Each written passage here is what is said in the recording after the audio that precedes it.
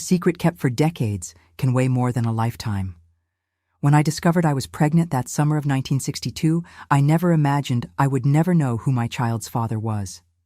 Good morning, my dears. I'm Mrs. Elaine, 82 years old, and today I'll share a story I've kept deep in my heart for a long time.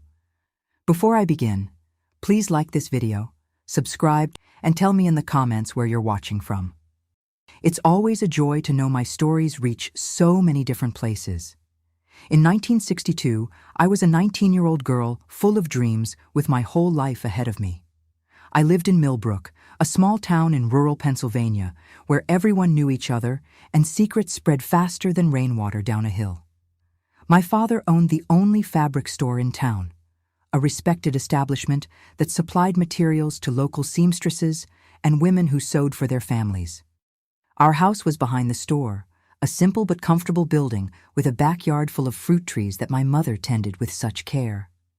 My bedroom windows overlooked this yard, and it was through them that I often escaped on nights when the moon called me to an adventure that would change my life forever. Back then, being a good girl meant following very strict rules. We woke up early, helped with household chores, went to church every Sunday, and in my case, I also worked in my father's store, serving customers and organizing the colorful fabrics that arrived from the city.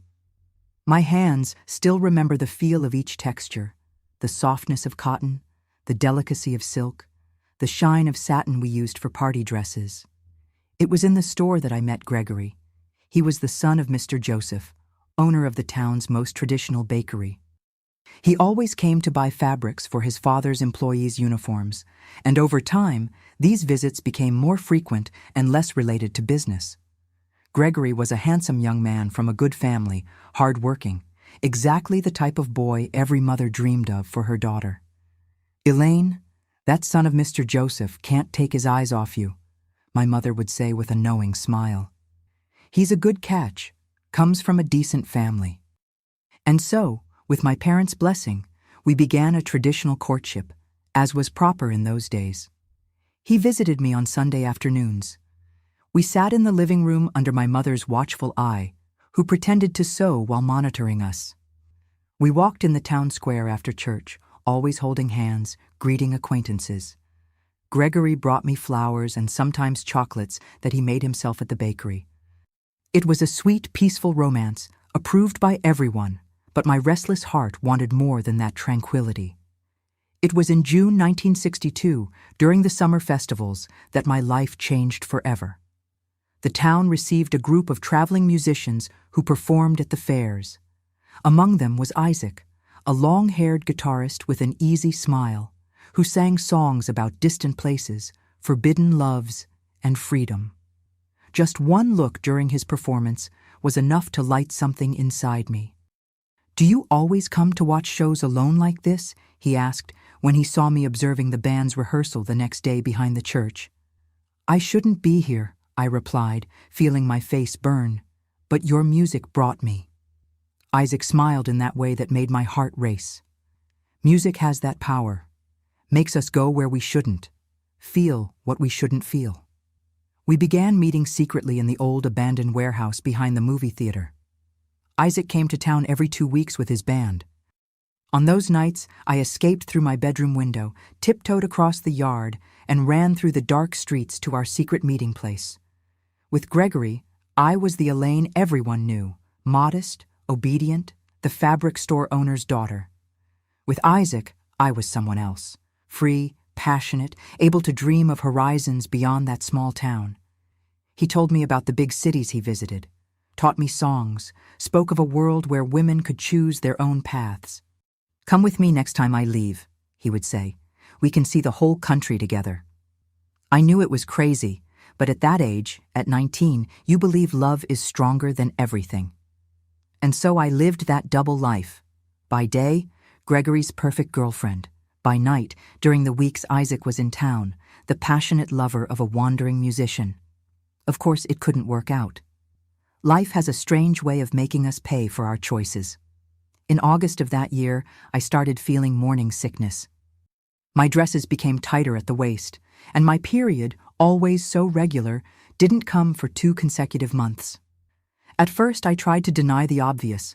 I prayed every night, asking for it to be just a delay, a reaction of my body to stress, anything but what I feared. But deep down, I knew. I was expecting a child. And worst of all, I didn't know who the father was. I tried to hide the pregnancy as long as I could. I used tight bands around my stomach, looser dresses. I avoided staying too long near my mother, who would certainly notice the changes in my body. I lived in constant fear that someone would discover my secret. In those days, an unmarried pregnant girl was considered a family disgrace.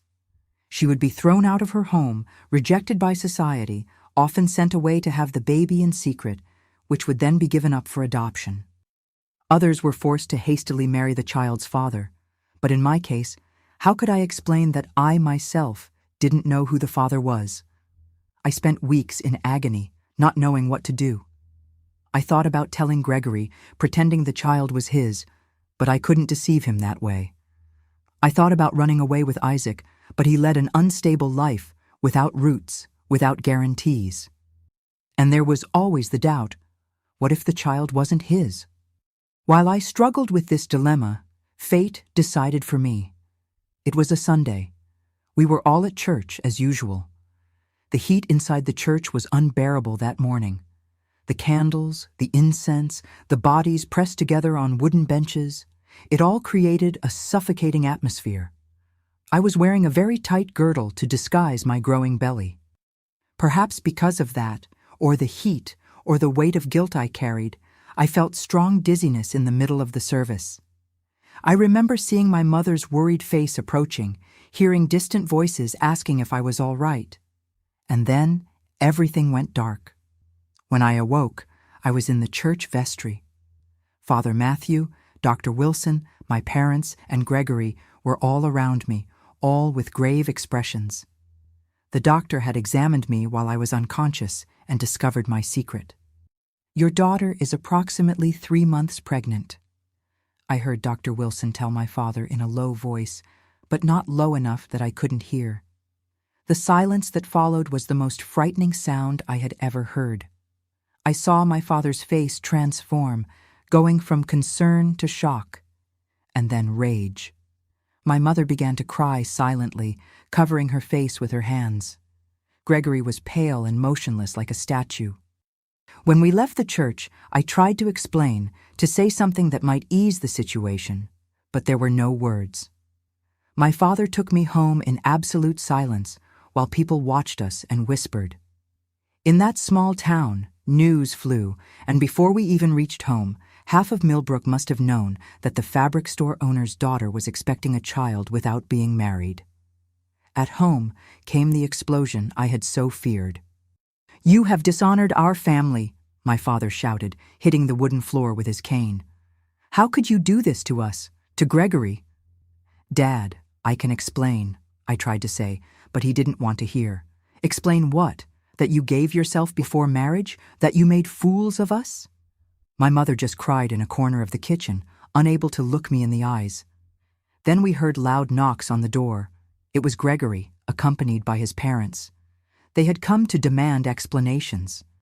I thought there might be a chance to resolve the situation, that Gregory might understand, that we could quickly get married and raise the child as ours, despite the doubt that gnawed at me. But everything fell apart when Carmela, the town's well-known gossip, appeared at the gate. "I came to see if you need anything, Martha," she said to my mother, but her eyes gleamed with malicious curiosity. And then, as if casually, she turned to Gregory. "Good to see you here, boy. I thought you had traveled with your father. I saw a girl just like Elaine entering the warehouse by the cinema with that musician from the band the night before last." Gregory's face transformed before me. From pale, it turned red with anger. He turned to me, his eyes full of hurt and fury. "So that was it? You were meeting with that vagabond behind my back?" I couldn't deny it. Tears streamed down my face as I tried to stammer some explanation. "And now you're expecting a child. How dare you try to make a fool of me? How do I know this child is mine?" People began to gather in front of our house, attracted by the shouting. My shame was so great that I wished the ground would open up. You deceived me, made me look like a fool, and now you want to pin another man's child on me. Gregory then took from his pocket the brooch he had given me as a birthday present, a small silver heart that I wore every Sunday, and threw it on the floor. It's over. I never want to look at your face again. And he marched off, followed by his parents and the curious stares of the neighborhood. That night, my father gave me an ultimatum. I had 1 hour to pack my things and leave the house. You are no longer my daughter, were his last words to me for many years. My mother, hidden from my father, gave me some money and the address of a distant cousin in New York City. Go there, she whispered through tears. When your father calms down, who knows? But we both knew that door had closed. With just a cardboard suitcase containing some clothes, a photo of my family, and the money my mother had given me in secret, I caught the last bus to New York that same night. As the bus moved away from Millbrook, I looked through the window at the town lights fading behind. I placed my hand on my belly, still almost flat, and whispered, "It's just the two of us now, my child. But I'll do everything so you never know what it's like to be in need or feel shame." And so began my journey as a single mother, not knowing who my child's father was, in an era when that was one of the worst stigmas a woman could bear. Can you imagine the fear I felt? A 19-year-old girl alone in a big city, expecting a child without family, without a husband, without a profession. But you know, my dears, sometimes in the most difficult moments, we discover a strength we didn't know we had. I arrived in New York on a cold August morning in 1962. The bus left me at the old bus station, a noisy and intimidating place for a small-town girl. I clutched my cardboard suitcase tightly against my chest, as if those few belongings were my only connection to the world I had left behind. My mother's cousin, Mrs. Cecilia, lived in a neighborhood far from downtown. I took a taxi, spending part of the little money I had, because I knew nothing about that immense and frightening city. When I finally arrived at the address, dawn was breaking. I remember the gray sky, so different from the clear blue of my town, as if even the colors conspired to make me feel more alone. Mrs. Cecilia was a widowed lady who rented rooms in her large old house. She had no children and lived off these rentals and a small pension left by her husband. When I knocked on her door and introduced myself as the second cousin of Helen, my mother, she looked me up and down. Her eyes lingered for a moment on my belly, still barely visible. "Your mother sent me a telegram yesterday," she said without much emotion. "I already know about your situation. You can stay, but only until the baby is born. Then you'll have to find another place." It was hard to hear those words, but in those days, a girl in my situation couldn't expect much more. I accepted the conditions, grateful to at least have a roof over my head for the next few months. The room was small, at the back of the house, with a window that looked out onto a narrow yard. There was a single bed, an old wardrobe, and a dresser with a cracked mirror. It would be there that I would spend the most transformative months of my life. The next morning, after a nearly sleepless night, I began my search for work. I needed to gather money quickly, not only to pay for the room rent, but also to prepare for the baby's arrival. The problem was that nobody wanted to employ an unmarried pregnant girl. I knocked on many doors, heard many no's. I endured judgmental looks and even cruel words. Finally, a bakery in the neighborhood agreed to hire me to work at the counter during the mornings. The owner, Mr. Arnold, was a man of few words but a generous heart. I think he took pity on my situation, or perhaps he desperately needed help. I never knew for sure. The salary was minimal, but it included a bread roll and a glass of milk every day, which was already a blessing for someone who needed to feed not only herself, but also the life growing inside her. The mornings at the bakery were busy, with hurried customers wanting to be served quickly. Despite the fatigue and morning sickness, I strived to smile and be efficient. In the afternoon, I found another job as a housekeeper for a family in the neighboring district. Mrs. Margaret was the wife of a doctor and had 3 small children. She hired me knowing my condition, something rare in those times. I've been a mother 3 times. I know how difficult it is, she said with a kindness that made me cry. You can work here as long as you can, and if you need to miss work when the baby is born, I understand. The afternoons at the Avery family's house were exhausting. I cleaned, ironed, helped take care of the children. I returned to Mrs. Cecilia's room at dusk, with swollen feet and an aching back, but it still wasn't enough. I needed more money if I wanted to give my child a decent future. That's when my sewing skills, learned from an early age from my mother, became my salvation. I bought threads and needles with the little money I had left and began doing small repairs for the other tenants in Mrs. Cecilia's house. Soon, word spread that there was a good seamstress at the widow's house, and I began receiving orders to hem pants, adjust dresses, mend tiers. I worked late into the night by the light of a weak lamp, my eyes burning, but my hands never stopping.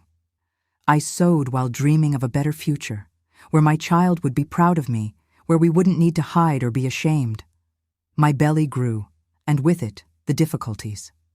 In the 6th month, the bakery owner gently told me he could no longer keep me at the counter as my condition bothered some customers. He offered me work in the back, preparing dough with reduced pay. I accepted, swallowing my pride and sadness, because I couldn't afford to lose that income. It was during this period that I met Mrs. Zoe, one of the bakery's customers. She had a small beauty salon in the neighborhood and, upon learning of my sewing skills, invited me to help in making caps and aprons for her employees. I accepted immediately, grateful for another source of income. Mrs. Zoe's salon became a safe haven for me. The women who worked and frequented the place were affectionate, without judgments. There, for the first time since I left my town, I felt I could breathe without the weight of stigma on my shoulders. On Saturday afternoons, when I finished early at the Avery's house, I would stop by the salon to deliver the pieces I had sewn and stay a while listening to the lively conversations, the laughter, the harmless gossip. "Girl, you have a gift with the needle," Mrs. Zoe always told me. "When this baby is born and you get settled, you should think about opening your own atelier."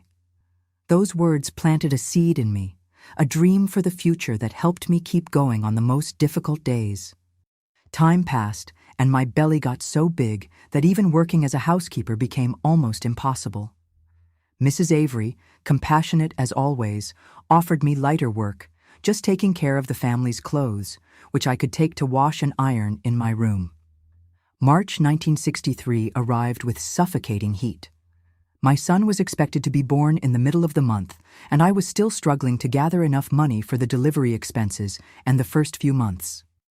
I had managed to buy some second-hand baby clothes, a small wicker cradle I found at a fair, and gathered some sheets and cloth diapers. In the early hours of March 17th, I felt the first contractions. I was alone in my room with no one to help me. I endured the growing pains for hours until at dawn I desperately knocked on Mrs. Cecilia's door. "The baby is coming," I said between groans of pain. She called a taxi and took me to the nearest public hospital. The journey was torture. Each jolt of the car seemed to split my body in half. At the hospital, I was left on a gurney in the hallway, as all the delivery rooms were occupied. The nurses passed by hurriedly, casting only quick glances in my direction. One of them, younger, stopped for a moment. "Is it your first child?" she asked in a voice that tried to be gentle. "Yes," I replied through tears of pain and fear. "And the father isn't coming?" I couldn't answer. How could I explain to that stranger that I didn't even know who my child's father was? I just looked away, swallowing my tears. Finally, when I thought I couldn't take it anymore, I was taken to a collective delivery room. There was no anesthesia available for simple cases like mine. I remember the white ceiling, the bright lights, the impersonal voices of doctors giving orders, and the pain. A pain that seemed to tear my body and soul. And then, after what seemed like an eternity, I heard the cry, a strong cry, determined, as if announcing to the world, "I'm here, and I'm here to stay." "It's a boy," said the doctor without much emotion, handing the small bloody bundle to a nurse. When they finally placed my son in my arms, hours later, something indescribable happened inside me. I looked at that little red face, the half-closed eyes, the small mouth instinctively seeking food, and knew with a certainty I had never felt before that every sacrifice would be worth it for him. "John," I whispered, touching his tiny hand. "Your name will be John, like my grandfather, the most honorable man I ever knew." I spent only 2 days in the hospital. It was the standard time given to mothers without complications in childbirth, especially those who, like me, had no health insurance or money for a private room. I returned to Mrs. Cecilia's room with my little John in my arms, my body still in pain, my heart divided between the immense love for that creature and the fear of the uncertain future that awaited us. The first weeks were a blur of sleepless nights, painful breastfeeding, diapers to wash, and a fatigue that penetrated to the bones. John was a healthy baby but fussy, especially at night. Mrs. Cecilia would knock on the wall when the crying went on too long, complaining about the noise. The other tenants looked at me with deep circles under their eyes, resentful of having their sleep disturbed. Gradually, I created a routine. During the day, while John slept, I sewed nonstop, accepting any work that came my way. At night, when he woke up hungry or uncomfortable, I sang softly the lullabies my mother sang to me, rocking him in my arms until he fell back asleep. Mrs. Avery, my employer at the house where I worked as a housekeeper, was a blessing during this period. She allowed me to bring John with me when I went to pick up the clothes to wash, and often gave me clothes and toys her children no longer used. Her 3 boys adored Miss Elaine's baby and would gather around the basket where I put him, making faces to get smiles from him. One afternoon, when John was about 2 months old, Mrs. Avery made me an unexpected proposal. "Elaine, we're renovating the back of the house to make a guest room, but I thought perhaps you and the little one could occupy it. It would be good to have someone trustworthy living here, especially when we travel to visit my parents in the country. In exchange, you could take care of the house and the children occasionally." The offer fell like a blessing from heaven. The deadline Mrs. Cecilia had given me to find another place was almost up, and the idea of looking for a room with a small baby terrified me. Besides, the room at the back of the Averys' house would be much better than the cramped cubicle where we were living. And so, when John turned 3 months old, we moved into the small room at the back of the Avery family's house. It was simple but clean and airy, with enough space for John's cradle and my few possessions. Most importantly, it was a place where we could stay without the constant weight of disapproval, a place we could call home. It was there, in that simple room, that I began to rebuild my life. Gradually, my sewing clientele grew. Mrs. Avery's friends, impressed with the dresses I made for her, began to order pieces from me. Money was still tight, but enough to keep us with dignity. John grew strong and healthy. At 6 months, he was already sitting up by himself and smiling at everyone, winning hearts with his bright eyes and chubby cheeks. When he turned 1 year old, I gave a small party in the backyard of the house. Mrs. Avery and the children sang happy birthday. Mrs. Zoe brought a cake from the salon, and even Mrs. Cecilia showed up bringing a small wooden car that had belonged to her late husband when he was a child. Looking at all those people gathered around my son, people who had entered our lives by chance and become our chosen family, I felt immense gratitude. It hadn't been easy, and many nights I still cried alone, missing my parents, my town, the life I could have had. But when I looked at John's smiling face, I knew I would do it all over again, exactly the same way, just to have him in my arms. That night, after everyone had left and John was sleeping peacefully in his crib, I wrote a letter to my mother, the first since I had left Millbrook. I told her about the birth of her grandson, about how we were getting by, and included a small photo of John that Mrs. Avery had taken with her camera. I didn't know if my mother would receive the letter, if my father would allow it, or even if they still lived at the same address. But I had to try. I needed to leave a door open to the past, even as I built our future. Let's resume our story from where we left off. Did my mother respond to the letter I sent when John turned 1 year old? Yes, she did. 3 weeks after sending it, I received a thin envelope with my mother's trembling handwriting on the address. Inside was just a small note and some money. My daughter, your father doesn't know about this letter. Your son is beautiful. I keep you both in my prayers. Use this money for whatever you need. With love, your mother. It was like a ray of sunshine after a long storm. Knowing that my mother still thought of me, that she hadn't completely disowned me, brought a hope I hadn't felt in a long time. That money, which wasn't much but represented her sacrifice to get it hidden from my father, I saved for John's education. It was the beginning of a savings account that I maintained religiously, even in the most difficult months. The years passed, and John grew strong, intelligent, and curious. At 2, he was already speaking clearly, asking questions about everything around him. At 3, he learned to recognize letters and numbers, observing the books of Mrs. Avery's children. He was a happy child, despite all the difficulties, as if he had inherited an inner strength that I didn't even know I possessed. In 1967, when John turned 4, our lives took a new direction. Mrs. Avery, who had become not just my employer but a true friend, called me for a conversation. Elaine, you know we greatly admire your work with sewing. My husband has an aunt who is opening a small children's clothing factory and needs someone with your talent. It would be a steady job with all the benefits. What do you think? The opportunity seemed heaven-sent. A stable job with benefits was more than I dared to dream. I accepted immediately, despite the fear of changing again, of leaving the safe little world I had built at the back of the Avery's house. Mrs. Grace's factory, Dr. Avery's aunt, was in the garment district, known for its clothing trade. It was a not very large warehouse, with several sewing machines lined up, cutting tables, and mountains of colorful fabrics. When I entered that space for the first time, feeling the smell of new fabric and hearing the rhythmic sound of the machines, I knew I was in the right place. I was hired as the main seamstress, responsible for the most delicate pieces and the final touches.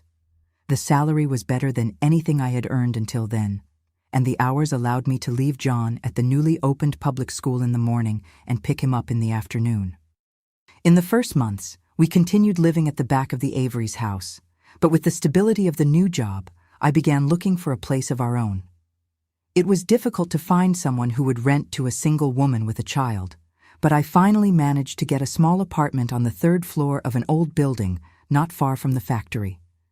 It was tiny, just 1 bedroom, a living room that also served as a kitchen and a bathroom, but it was ours. I painted the walls light yellow, made flowery curtains for the windows, bought a new bed for me and another for John on installments. When we moved in January 1968, John ran from one side of the apartment to the other, amazed. "Mom, is it all ours? Just ours?" "Yes, my love, it's our little home." He opened such a radiant smile that I felt my heart expand. At that moment, all the tears shed, all the hard work, all the loneliness were worth it. Life gained a pleasant routine. In the morning, I took John to school before going to work. In the afternoon, he waited for me at the house of an elderly neighbor, Mrs. Isabel, who cared for some children from the building in exchange for a small amount. At night, we had dinner together, and then I helped him with his lessons, or we read stories, or simply talked about our day. John was an observant and sensitive child. From early on, he noticed that our family was different from others. When he was 5, he came home from school one day with a furrowed brow. "Mom, why don't I have a dad like the other boys?" The question I had so feared had finally arrived. I sat with him on our small sofa, thinking carefully about how to answer. "You have a father, my love. We all do. But some families are different. In some, the father and mother live together. In others, like ours, it's just the mother and child."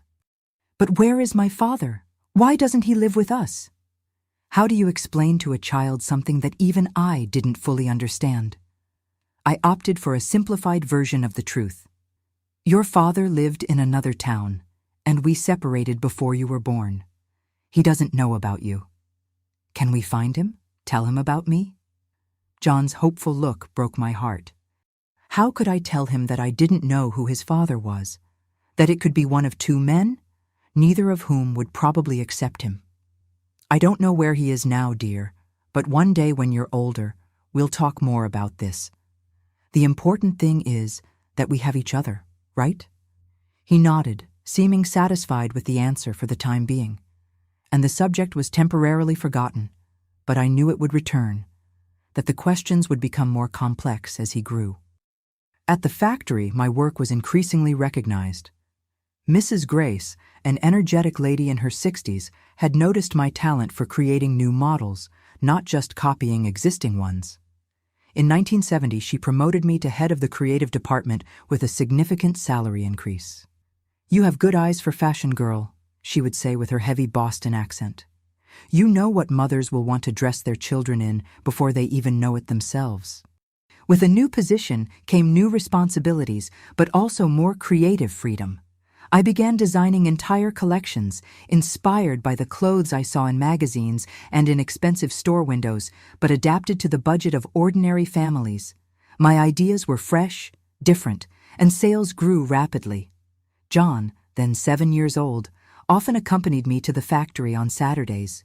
He would sit quietly in a corner, drawing or reading, while I finished some work. The other seamstresses adored him, bringing colorful fabric scraps for his drawings or sweets hidden in the pockets of their aprons. It was on one of those Saturdays that he surprised me with an unexpected question. "Mom, when are you going to have your own store?" I looked at him, astonished. "What do you mean, son?" "Mrs. Grace said you're the best seamstress she's ever met, that you should have your own business. Why don't we have a store just for us?" The idea had crossed my mind a few times, especially when I saw how much the clothes I designed were sold for, a much higher price than I received to create them. But it always seemed like a distant dream, impossible for a woman alone, without capital, without formal training. "It's not that simple, my dear. It takes a lot of money to open a store." "Can we save up?" he said with the unshakable optimism of childhood. "I can help. I can do chores for the neighbors after school." His enthusiasm touched me deeply. That night, after he went to sleep, I sat at our small kitchen table and began to do calculations. How much would be needed to start a small business? How much had I already saved? How long would it take to gather the rest? The numbers were discouraging, but a seed had been planted. I began to save more determinedly, cutting expenses where I could, accepting extra sewing work on weekends. I opened a specific savings account for the store fund, as John called it. The years passed. John grew quickly, was always among the best students in his class, and at 10 was already taller than many 12-year-old boys. When I looked at him, I sometimes saw traits that reminded me of Gregory, the shape of his chin, the way he furrowed his brow when concentrating. Other times, a smile, a gesture brought Isaac to mind. It was a bittersweet memory that made me think about what could have been, the choices I had made. In 1974, an unexpected event changed the course of our lives again. Mrs. Grace, now over 70, decided to retire and sell the factory. She called me to her office one afternoon after everyone had left. "Elaine, you know I have no children. This factory is like a daughter to me, and you, in recent years, have been its soul." She paused, adjusting her glasses on her thin nose. "I have a proposal for you. I can't give you the factory. I need the money from the sale for my old age, but I can sell it to you at a fair price, with payment terms you can afford." I was speechless, my heart beating rapidly. It was an opportunity I had never imagined, much bigger than the small atelier I dreamed of opening one day. "You don't need to answer now," she continued. "Talk to your son, think carefully, but know that I prefer to sell to you, who loves this place as I do, than to a stranger who might destroy everything we've built." That night, I could barely sleep. The proposal was tempting but frightening. Taking over an entire factory with employees, suppliers, customers was a huge risk. What if I failed? What if I lost not only the money invested, but also the security I had built for John? When I told him, however, his eyes shone with excitement. "Mom, it's our dream. It's much better than a small shop. You'll be the owner of an entire factory." His enthusiasm was contagious, but there was still the matter of money. The savings I had been making for the store fund weren't enough for the initial payment Mrs. Grace was asking for. I would need a bank loan, something that seemed almost impossible for a single woman in those days. It was Mrs. Avery, my former employer and constant friend, who showed me a way. Her husband, Dr. Avery, had connections at the bank and offered to be my guarantor. With his help, I got the loan needed for the initial payment. In January 1975, I signed the papers that made me the owner of the factory. I changed the name to Elaine Creations, investing in a new illuminated sign on the facade. The responsibility was immense, the sleepless nights frequent, but there was also a sense of accomplishment that I had never experienced before. The first months were turbulent. I had to quickly learn about aspects of the business I was unfamiliar with: accounting, inventory, negotiating with suppliers, marketing. I made mistakes, of course, some costly, but I also had important successes. I expanded the product line to include baby clothes that had a higher profit margin. I hired a young, newly graduated designer to bring fresh ideas.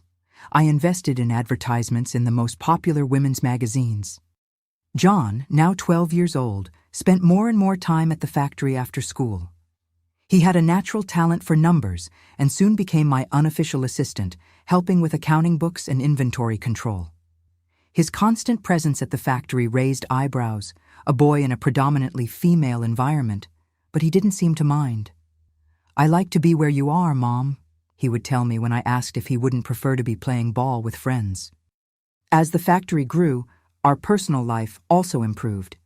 In 1976, we bought our first car, a used light blue Volkswagen Beetle. John, who had just turned 13, declared he would learn to drive as soon as he was old enough. At the end of that same year, we managed to fulfill another dream, moving to a larger apartment with 2 bedrooms, a spacious living room, and a kitchen where we could finally have a decent table for meals. It was on the 5th floor of a building with an elevator, a luxury that delighted us.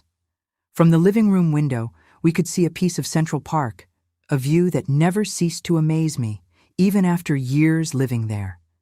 John's adolescence brought new challenges. He was an introspective young man, more interested in books and numbers than in sports or parties.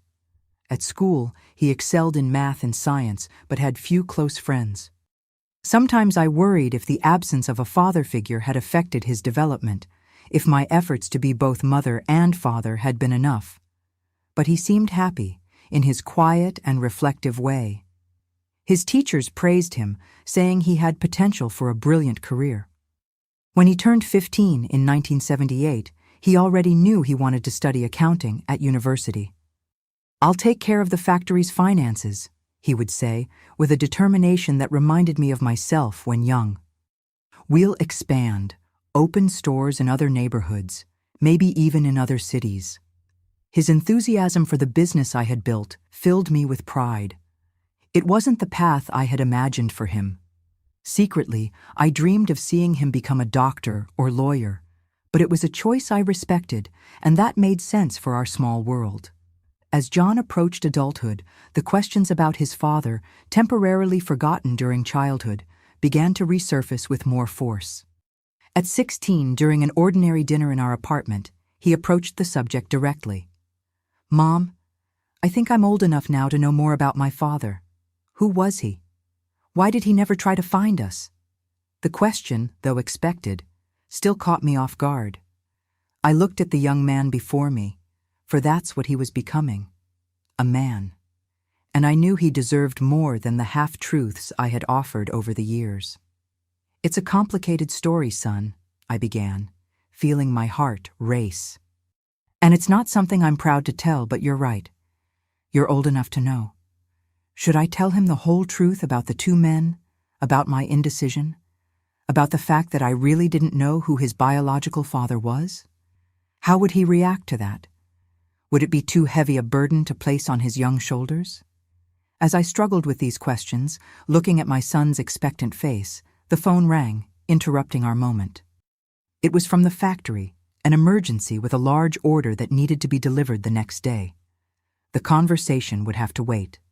And it did. For another year, I found excuses to postpone that difficult conversation. There was always something more urgent, more immediate. A problem at the factory, John's school exams, the sudden illness of Mrs. Isabel, our former neighbor. But fate, as always, had its own plans. In 1980, when John was about to turn 18 and was preparing for college entrance exams, I received an unexpected letter from Millbrook. It was from my mother, the first in several years, informing me that my father had passed away after a stroke. "He never allowed me to mention your name or the boys," she wrote. "But in his last days, he asked forgiveness for many things. I think he thought of you. If you can, come to the funeral. It would be good to see you again after so long." The news hit me in a strange way. I didn't cry immediately. There was a numbness, an emotional distance created by almost 2 decades of separation. But there was also a grief for what could have been, for reconciliations that never happened. I showed the letter to John, who read it in silence. "Are we going?" he simply asked. I realized then that this would be more than a trip to a funeral.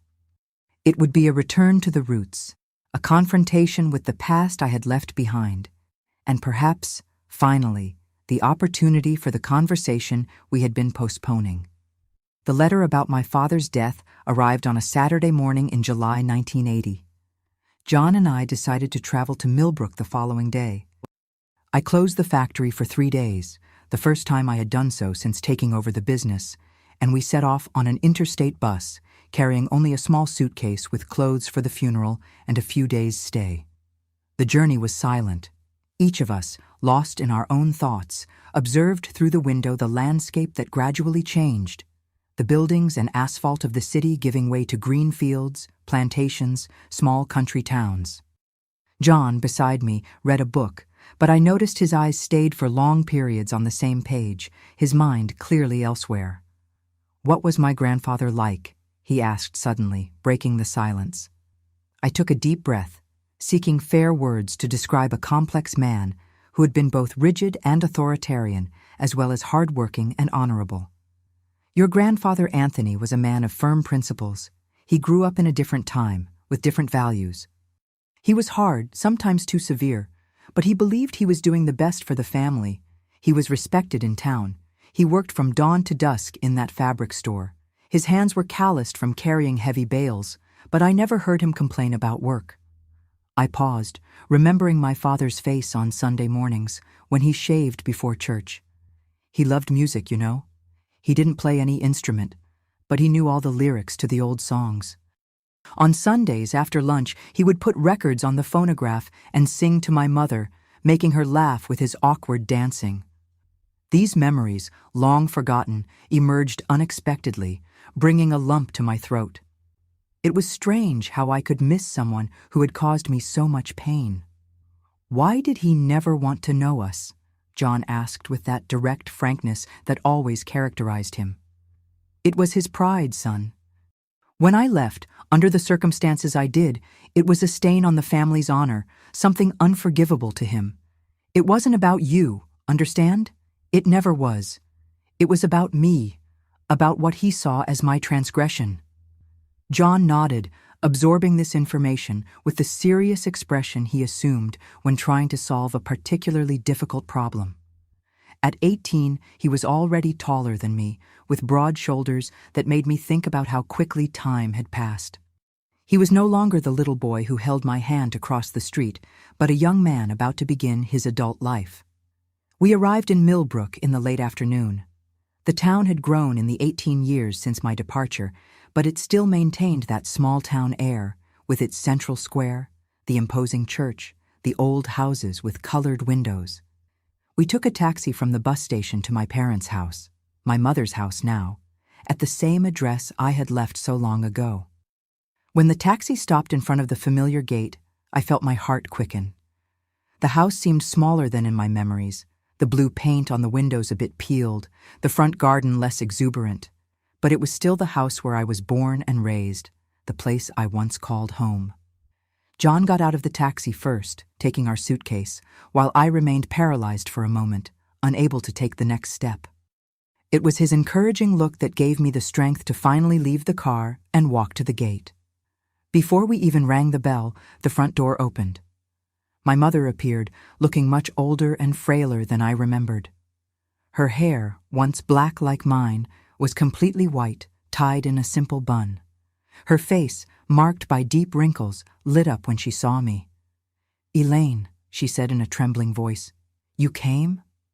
We embraced right there in the small front garden. 18 years of separation dissolving in an instant. She cried silently, and I realized there were also tears streaming down my face. When we finally separated, her gaze turned to John, who remained a few steps behind, respecting our moment. She stared at him for a long time, her eyes scanning every detail of the grandson she had never met in person. "You have your grandfather's eyes," she finally said, "the same eyes as my Anthony when he was young." John smiled timidly, extending his hand. "Nice to meet you, Grandma." She ignored the outstretched hand and pulled him into a tight hug, as if trying to recover all the lost years at once. We entered the house, which inside remained practically identical to my memories. The same dark, heavy furniture, the same pictures on the walls, the familiar smell of freshly made coffee and dried flowers. In the living room, a simple coffin rested on trestles, surrounded by candles and flowers. My father's body, dressed in his best suit, looked serene, as if he were just sleeping. I approached slowly, feeling a whirlwind of emotions: anger, sadness, regret, love, all mixed in a confusing way. I placed my hand on his, cold and rigid, and whispered a silent prayer, asking forgiveness and offering forgiveness at the same time. That night, the house filled with neighbors and friends who came to pay their last respects. Many recognized me, despite the years past, and there were whispers, curious looks directed at me and John. Some approached, offering kind words of condolence. Others kept their distance, as if my presence there was an intrusion. An elderly lady, whom I didn't immediately recognize, held my hands between hers and said, "Your father spoke of you, you know? In the last months when the illness started to worsen, he would ask if anyone had news of you, if you were well." These words hit me deeply. The idea that my father, despite everything, still thought of me, still cared, brought a strange sense of comfort amid the pain. The funeral took place the next morning, in the same church where I had fainted years ago, revealing my pregnancy. It was packed. My father had been a respected figure in the community, and it seemed that the entire town had come to say goodbye. John and I sat beside my mother in the first row, receiving curious looks and a few nods of solidarity. After the burial, we returned to the house, where some women from the neighborhood had prepared food for those who wanted to accompany the family. It was during this time, while serving coffee to some guests, that I saw a face that made my heart stop for an instant. Gregory, older, with pronounced thinning in his now graying hair, but unmistakably him, was standing beside a gentle-looking woman and two teenagers who were presumably his children. Our eyes met for a brief moment, and I saw recognition in his, followed by something I couldn't identify. Surprise, perhaps, or unease. I quickly looked away, feeling my face burn. I wasn't prepared for this encounter. Not like this, not now. I took refuge in the kitchen, trying to control my rapid breathing. My mother found me there, leaning on the sink, my knuckles white from the force with which I gripped the edge. "He owns the bakery now," she said softly. "He married Margaret, the pharmacist's daughter, soon after you left. A good man, built a decent life." I nodded, unable to find words. The mere mention of Gregory opened a box of memories that I had kept closed for so long. "And Isaac?" I heard myself asking before I could contain myself. My mother sighed. "That musician continued on the road for a few years. Then I heard he settled in Harrisburg with a fixed band at a restaurant. I don't know anything beyond that." 2 lives that had followed their course, just like mine. 2 men who could be my son's father, both building their own stories, perhaps never thinking about what they had left behind. That night, when the house finally emptied and John had already retired to the room that had belonged to my older brother, now living in California, he couldn't return for the funeral. I sat with my mother on the back porch. The same wooden swing was still there, creaking softly as we swung in the darkness, perfumed by jasmine. "Your son is an admirable young man," she said, breaking the silence. "Educated, intelligent. You did a good job, Elaine." "It wasn't easy," I replied, feeling tears forming. "There were days when I thought I couldn't make it, that it was too much weight to carry alone. But you did it. You've always been strong, stronger than me, who never had the courage to defy your father, even when I disagreed with him." She paused, looking at the stars that dotted the dark sky. "He asked me about you, John, this afternoon, while you were talking to the pastor. He wanted to know what you were like when you were young, if you always wanted to be a seamstress, if—" She hesitated. "If what, Mom?" "If you had loved his father." The question hung between us like something alive, pulsating. I felt a tightness in my chest, thinking about what John might be feeling, the questions that certainly tormented him. "What did you tell him?" "The truth, that you were a dreamy girl, talented with needle and thread since you were little. And that, regarding his father, well, I said it was a story that only you could tell." That night, lying in my old bed, in the room that remained practically untouched since my departure, I made a decision. It was time for John to know the whole truth, however difficult it might be. He deserved that, and I needed to free myself from this secret I had carried for so long. The next morning, after breakfast, I invited him for a walk. I took him to the central square, where I used to stroll with Gregory on Sundays after church. We sat on a bench under a leafy tree, observing the fountain that sprayed crystal-clear water under the morning sun. "You've asked me about your father many times over the years," I began, feeling the words stuck in my throat. "And I've never been completely honest with you." He looked at me with those serious and patient eyes, waiting for me to continue. "The truth is that I don't know who your biological father is. It could be one of 2 men." And then I told him everything about Gregory, the baker's son, the boyfriend approved by the family, whom I planned to marry one day.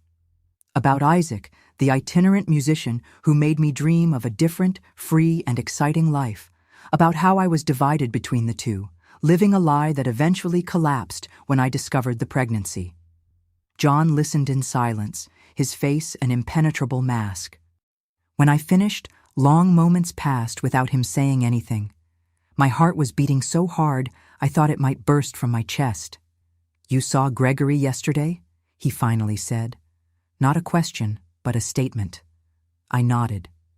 "Yes, at the wake. He owns the bakery now, has a family." "Do you think he could be my father?" "It's possible, just as Isaac is." More silence. John looked at his hands, the long, strong fingers so similar to mine. "Do you want to meet them?" I asked softly.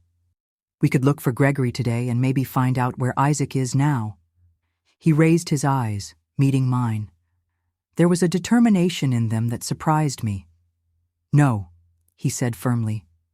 "I don't need to know which of them is my biological father. You've been mother and father to me throughout my life. It's enough." I felt tears streaming down my face, unable to contain them. "Are you sure? I always thought you would like to know, to have that connection. The only connection that matters is the one I have with you, Mom. These men, they weren't there when I was sick with fever at 5 years old, and you spent the whole night by my bedside. They weren't there when I learned to read, when I entered school, when I got my first A in math. They didn't work double to give me a roof, food, education." He held my hands between his, now larger and stronger than mine. "You always told me that family isn't just a matter of blood, but of love, of presence, of daily choices. You chose to be my family every day for 18 years. It's all I need to know."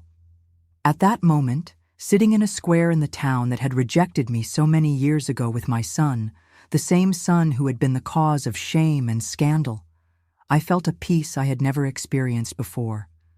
The pieces of my life, for so long fragmented, finally seemed to fit into a complete picture. We stayed in Millbrook for 3 more days. I helped my mother organize my father's pending affairs, including the sale of the fabric store, which was already practically closed when he passed away. I walked with John around the town, showing him the places of my childhood and youth, telling stories of a time that seemed to belong to another life. On the morning of our departure, my mother surprised us with an announcement. "I've been thinking," she said, as we had coffee in the sunny kitchen. "There's nothing holding me here anymore. The house will be sold. The store no longer exists. I would like to go with you to New York, if you'll have me." The idea of having my mother back in my life, of John being able to get to know his grandmother better, of building a new chapter together, filled me with joy. We embraced, crying and laughing at the same time, making plans for the future. We returned to New York 3 days later. The 3 of us together, leaving behind a town full of painful memories, but also taking with us a new sense of completeness, of circles closing and wounds that finally began to heal. My mother adapted quickly to life in the city. We set up a small room for her in our apartment, and soon she became an essential part of our daily life. Her presence brought a new dimension to our family, filling spaces we didn't even know were empty. At the end of that year, John was accepted to study accounting at NYU, one of the most prestigious universities in the country. The celebration in our apartment with cake and champagne marked not only his academic achievement, but also a new chapter for all of us. As I watched my son blow out the candles on a cake that read, "Congratulations, college boy," I thought about everything we had been through, the difficulties overcome, the fears faced, the joys shared. The path hadn't been easy or direct, but each step, each choice, each sacrifice had brought us there, to a moment of pure and deserved happiness. That night, as my mother and John talked animatedly about plans for the future, I found myself thinking about Gregory and Isaac, the paths not taken, the lives that could have been. There was no regret, just a serene acceptance of the past and gratitude for the present.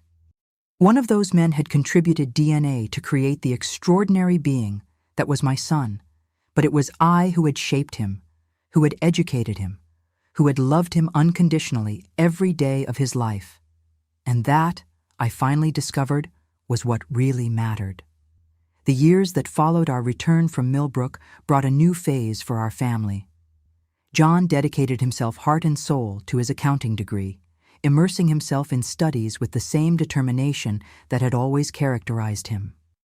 I remember the nights when I would find him bent over immense accounting books at the kitchen table, his eyes red with fatigue but shining with that insatiable curiosity.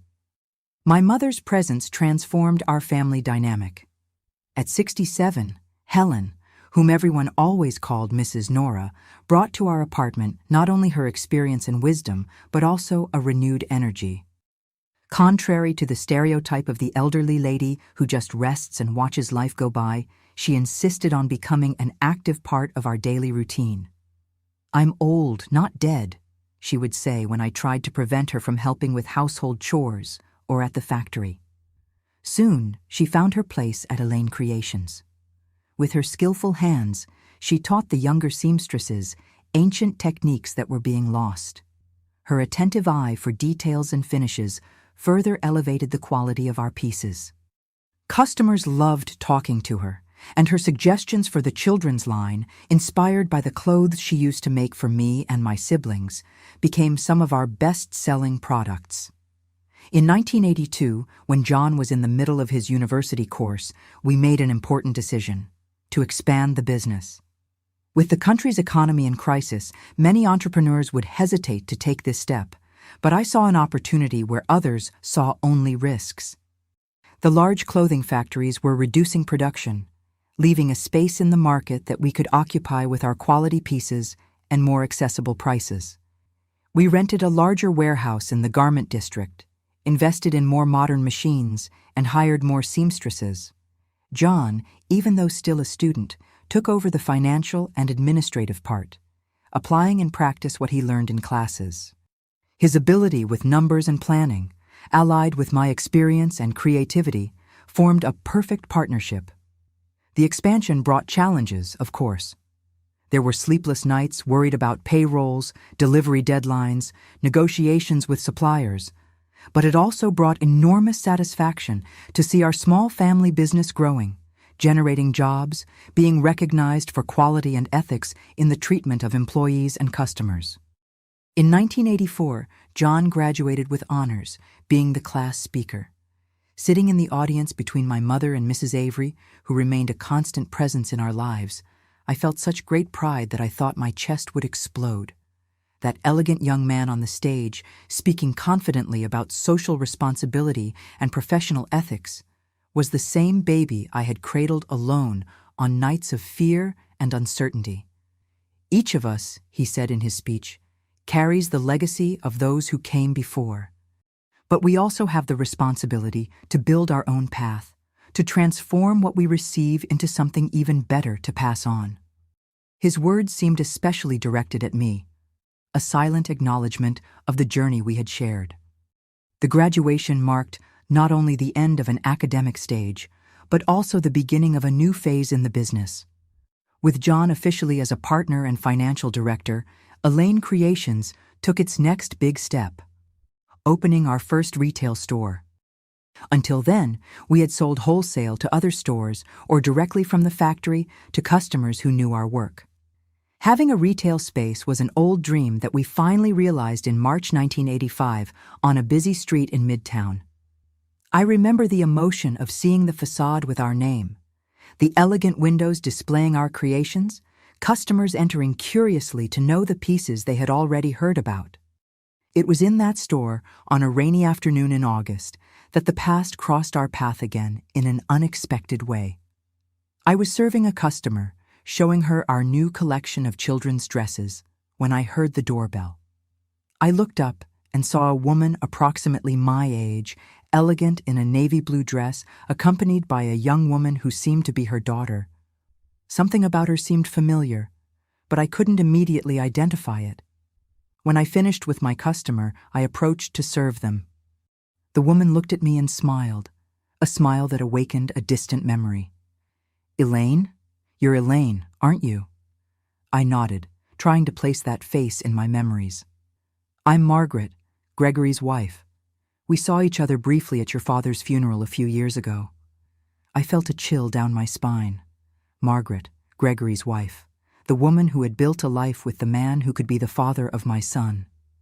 "Of course, Margaret. How are you?" "Well, thank you. This is my daughter, Catherine. We're looking for a dress for her wedding." Catherine smiled timidly, extending her hand. She was a pretty girl, with eyes that reminded me very much of Gregory. "Your store was highly recommended by a friend," Margaret continued. "She said nobody makes dresses as elegant and well-finished as Elaine Creations." What followed was a surreal encounter. I served them, as I would with any customer, showing options, discussing fabrics and models, taking measurements, but my mind was elsewhere, imagining the strange paths that life traces. There I was, creating the wedding dress for Gregory's daughter, while my own son, who could be her half-brother, worked in the back room, completely unaware of this connection. When Margaret mentioned that the wedding would be in Millbrook, in the same church I had attended in my youth, I asked, trying to sound casual, "Does your husband still have the bakery there?" "Yes, St. Joseph's Bakery is an institution in the town now. Gregory expanded the business, opened a cafe next door. Our oldest son works with him, will take over when his father retires." I felt a pang of something, not exactly envy, perhaps melancholy, thinking about the life Gregory had built, the continuity of his legacy through his son. But soon the feeling passed, replaced by the certainty that my own path, however difficult it had been, had brought me exactly where I should be. When John appeared from the back room to ask me about an order, I introduced him simply as my son and partner. Margaret was politely cordial, without showing any suspicion about the possible connection. I carefully observed John's and Catherine's faces side by side, looking for similarities, but I couldn't discern anything conclusive. Perhaps it was better that way. In the following weeks, as I worked on Catherine's wedding dress, I reflected a lot on the quirks of fate. How two lives that had been so intertwined, mine and Gregory's, followed such different paths, only to cross again so many years later in such an unexpected way. When the dress was ready, Margaret came to pick it up alone. As we carefully wrapped the piece, she looked at me with an expression I couldn't decipher. "Gregory knows the dress was made here," she said suddenly. "When I mentioned your name, he was quiet for a long time. Then he told me about you two, about what happened." I felt my heart quicken, not knowing what to say. "He wonders sometimes," she continued in a soft voice, "about you, about how it might have been. Not out of regret, we're happy together, but out of curiosity about the paths not taken." Her words echoed my own thoughts, and for a moment we shared a silent understanding, woman to woman. "Tell him I'm well," I finally replied, "that I've built a good life, that I'm happy." She nodded, taking the package with the dress. Before leaving, she turned one last time. "Your son, he looks a lot like you." I never knew if there was something more in that observation, some insinuation or unformulated question.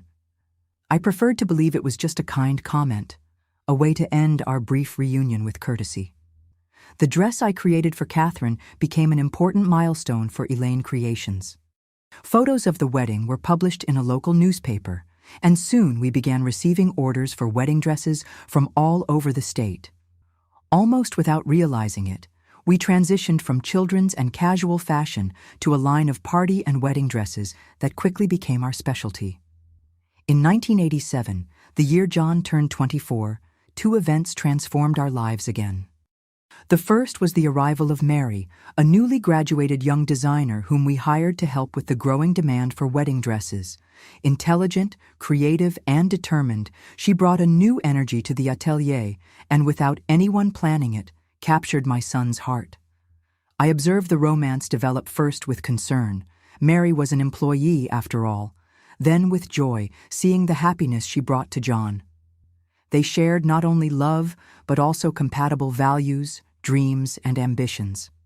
She understood him in a way few could, respecting his more serious and methodical nature, while encouraging him to explore his more creative and spontaneous side.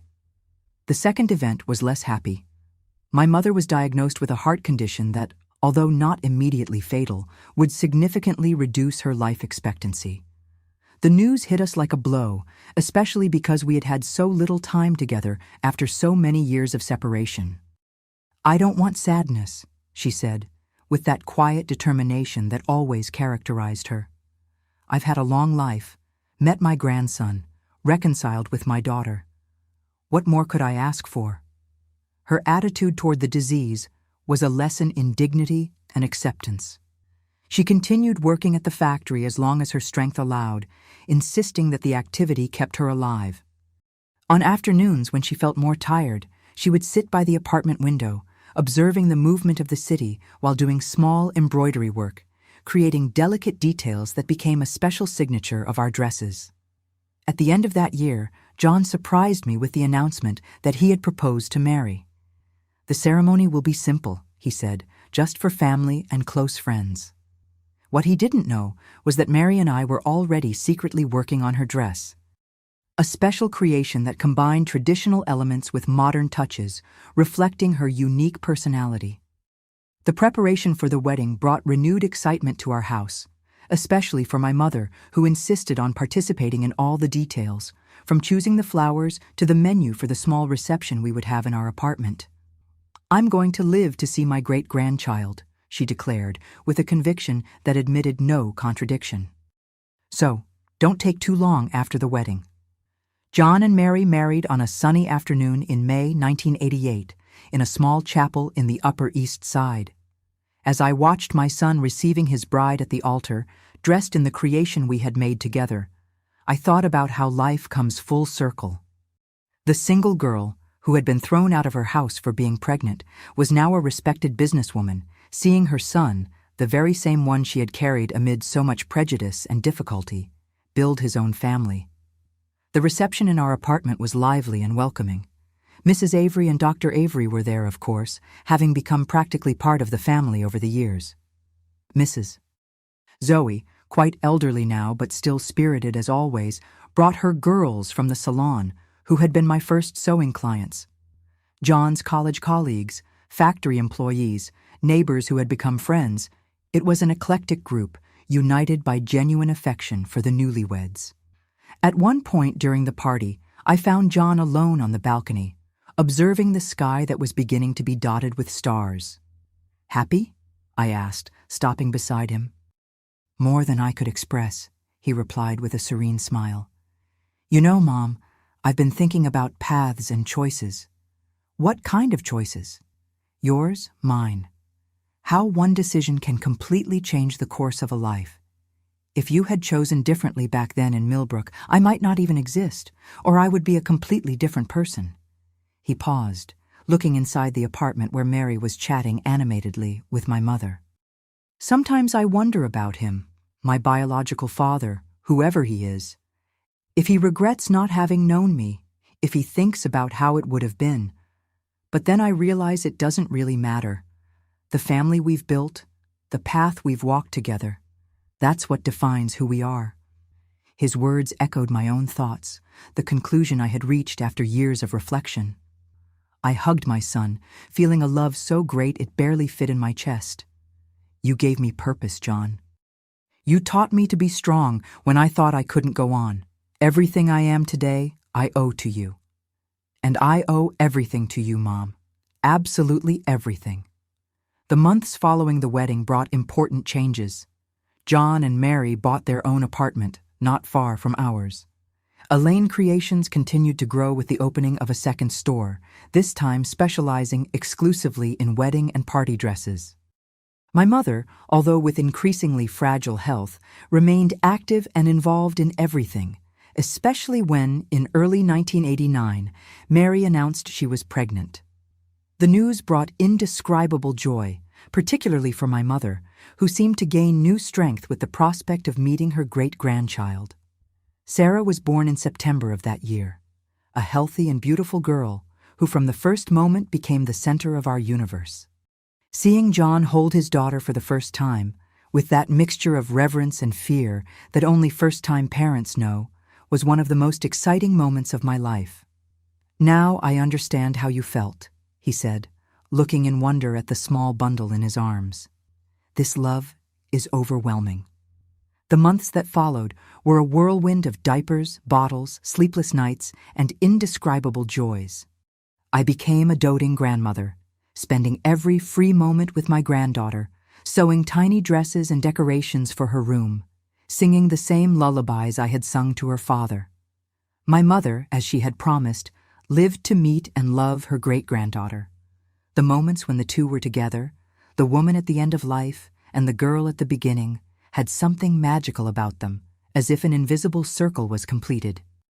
Unfortunately, when Sarah was only 5 months old, my mother left us.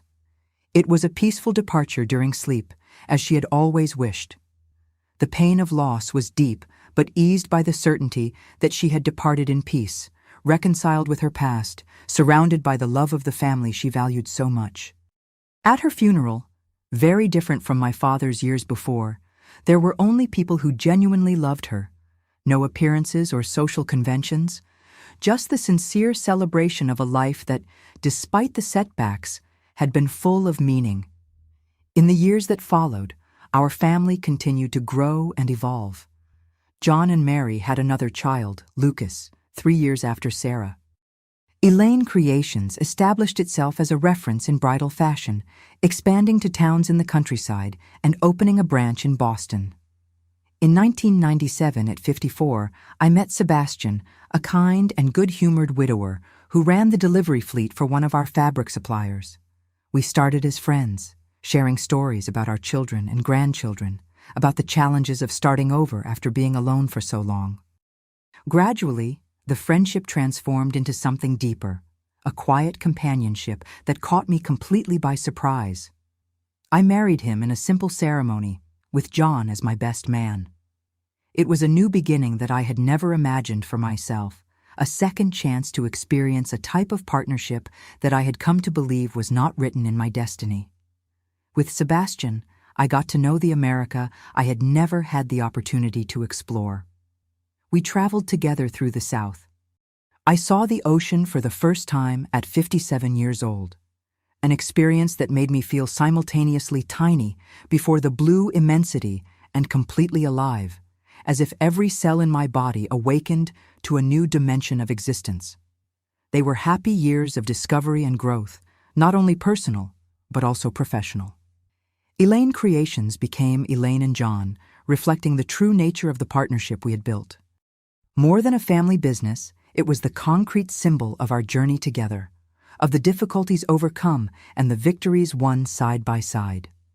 I officially retired at 67, although I continued to visit the atelier regularly, offering suggestions or simply observing with pride the empire we had built from nothing.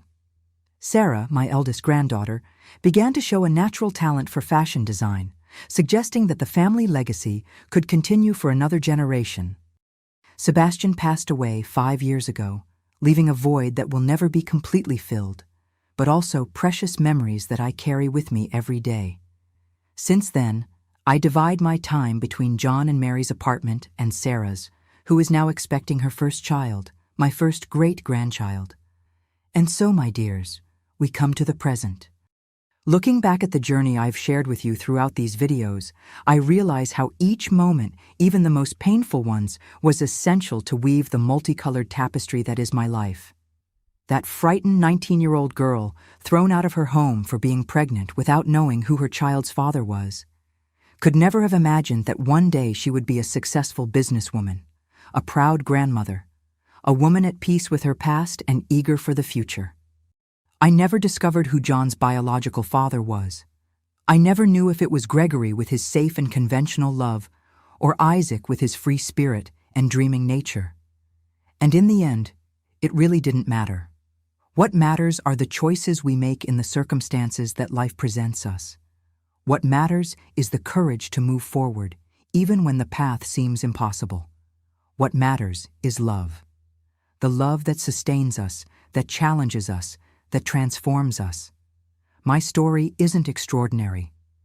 It's just one among millions of stories of women who faced prejudice, overcame obstacles, and built meaningful lives from difficult circumstances.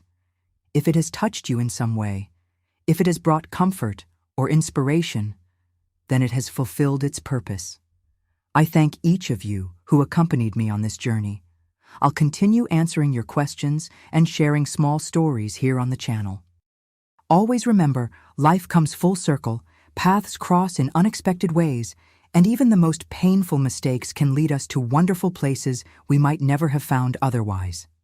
With all my love, I say goodbye for today. Don't forget to like the video, subscribe to and share with anyone who might benefit from this story. Until our next meeting, dear ones, Mrs. Elaine thanks each one of you.